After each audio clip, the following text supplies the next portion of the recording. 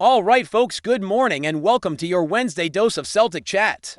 Let's dive straight into it because, to be honest, it's one of those quieter mornings. In the world of Celtic news, I did my usual scroll through the latest updates, trying to find something juicy to bring you all. But the truth is there's not a lot happening today. Things are ticking along as expected in terms of transfers. The moves for Benjamin Nugent and Hayato Amamura are still progressing in the background. Nothing definitive to report there though, and the same goes for the likes of Callum Osmond and Ross Dawn. All of them are expected to sign sooner rather than later, but we're not focusing on those today. No, today's chat is going to be about something we've not really given much attention to so far this summer, the striker position. And honestly, I'm quite surprised we haven't talked more about it, especially when you think about the starting 11 for next season. Sure, Callum Osmond is a striker and yeah, he'll be coming in, but let's be realistic, at least two. Begin with, he's going to be more of a squad option. He's not arriving as some ready-made first-team solution. And for a club like Celtic with ambitions like ours, the centre-forward role is far too important to leave to chance or development projects. I'm sure most of you watching feel the same. We need to bring in a proper first-team ready striker this summer, someone who can step in straight away and make an impact. Before we dive deeper into that, let's just quickly mention something about Europe. Yesterday, UEFA held the draw for the first qualifying round of the Champions League. Obviously, Celtic are not involved at this stage. There's still a fair bit of time before we enter the fray. But for 28 champions from across Europe, their journey towards the group stage kicked off yesterday. Now, there's not a lot of relevance in that draw for us just yet. But I did notice one interesting tie that stood out: Shelbourne versus Linfield. That's one that jumps off the page straight away. So just to break it down, the 14 winners from the first qualifying round will then be joined by 10 new teams in the second round. From there, 12 winners will go into the third round, and eventually that's where we start paying serious attention. Celtic enter at the playoff stage, and by the way, the draw for our round actually happens before the third qualifying round is even played. Strange setup, but that's UEFA for you. Oh, and just so you know, there are a few teams we cannot face at all in that playoff draw: Copenhagen Cavinas, Vesta Ferencvaros, and Bodo Glimt. They're all off limits for us. If you want the full lowdown on what lies ahead for Celtic in this season's Champions League qualifiers, who we might face, how tough the route could be, and all that, I've already covered that in detail in another video from last week. So check that out when you get the chance. Right then, back to the main topic: strikers. Today I'm planning to ramble on, in the best possible way, about the striker situation at Celtic right now, who we currently have, how the squad looks going forward, what Brendan Rodgers has said in the past about this area, and of course some of the names we've been linked with recently. Plus I'll throw in some thoughts on a few other potential targets we might want to consider. So let's kick it off by looking at what we've got in-house at the moment. The striking department at Celtic currently consists of Adam Idah, Johnny Kenny, and soon-to-be-confirmed Callum Osmond arriving on a free from Fulham. That deal is happening. It's not just media speculation or Twitter chat. It's real, it's advanced, and it should be announced soon. Then there's Daizen Maeda, who, as we all remember, spent a decent chunk of last season playing as a central striker before moving back to the left wing. If you think back, part of that switch was down to injuries elsewhere, but from what I recall, Maeda had already been moved back out wide even before Jota got injured. Take the Scottish Cup semi-final against St Johnstone at Hampton, for example. I'm pretty sure Maeda started on the left that day, with Jota coming off the bench later on. So the big question for Brendan Rodgers this season is how he views Maeda. Is he primarily a left winger or a striker? My gut feeling, and I bet most of you agree, is that Rodgers sees Maeda as a left winger first and foremost. That certainly fits with the manager's last public comments on the subject, which came back in early April. At that time, Rodgers was pretty clear Kyogo was the central striker, with Adam Idah having played a lot of games as a secondary option. Rodgers even said that Maeda had been effective off the side, and although he can play through the middle, that wasn't the original plan. In fact, Rodgers admitted that in January he didn't want to rely on Maeda as the main striker because his preference was to strengthen the squad with an actual number 9. That says it all, really. In an ideal world, Brendan Rodgers wants Maeda on the left. He's only used him through the middle out of necessity because the club didn't bring in a striker in the last window. And when Jota was fit and available, we had the luxury of running a front three that didn't need Maeda down the middle. Of course, there's every chance we might see Maeda operating as a striker Occasionally next season, injuries happen, suspensions happen, and Rodgers has shown he's willing to adapt when needed.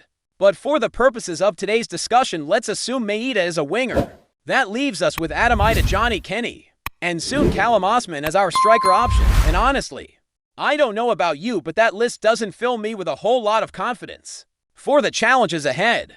Even by Celtic standards, where we often go into seasons with question marks over squad depth, I find it hard to imagine the club being satisfied with just those three as our options for the entire campaign. Beyond that, let's not forget what Brendan Rodgers himself said about how he wants his striker department structured.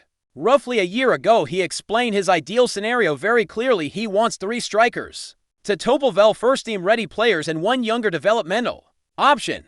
Originally, Rocco Vada was earmarked for that developmental role, but as we know, Vada has since left the club.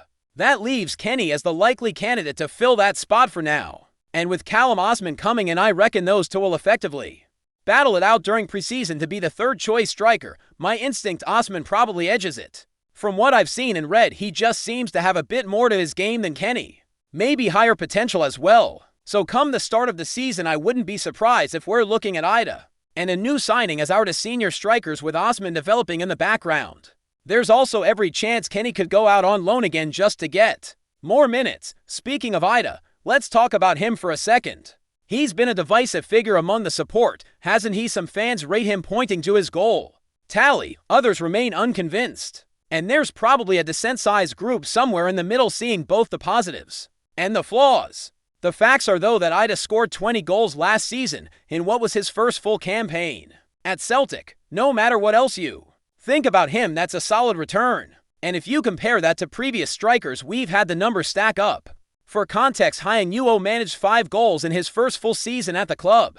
Even Jorgos Giacomakis, who became a fan favorite, hit 17 in his first proper season here. So Idah's 20 goals hold up well. What I like most about Idah is his attitude and his knack for finding the net. He clearly knows how to score goals, but there are areas where he needs to improve. His build-up play, for instance, left a lot to be desired at times last season. And that's frustrating, especially when you know he's capable of more. People often point to that night at Rugby Park when we clinched the league title.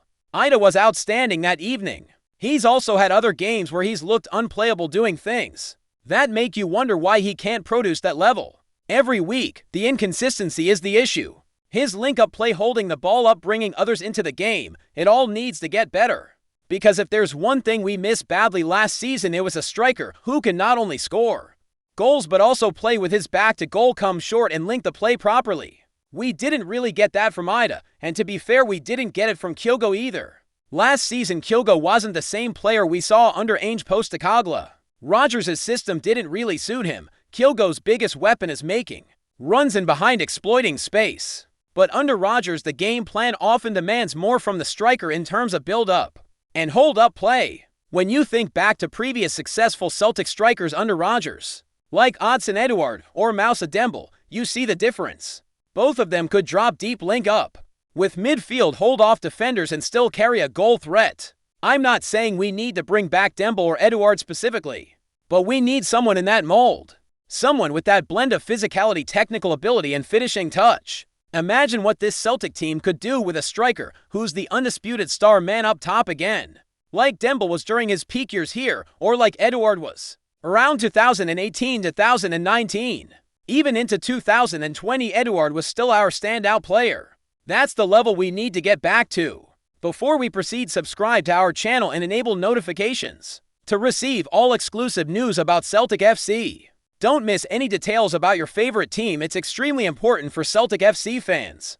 There's a bit of a stir making the rounds in the Scottish football scene this week, and it centers around none other than Jamie McGrath. Whispers from Parkhead suggest that the Republic of Ireland international could be set for a sensational switch to Celtic on a 4-year deal. Aye, you read that right, McGrath to the hoops, with pen reportedly put to paper on a contract stretching through 2029. While there's been no official confirmation from the club as of yet, sources close to the situation say the deal is all but done. Some say he was spotted at Lennoxtown earlier this week, fueling the fire that Brendan Rodgers has handpicked McGrath as his latest midfield option. It's worth remembering that Celtic have been looking to bolster their attacking midfield ranks And the St. Mirren and Dundee United alumnus might just fit the bill. McGrath, who most recently turned out for Aberdeen, has always had a tidy left foot and a knack for unlocking defenses, something Celtic could sorely use with their ambitions both at home and in Europe.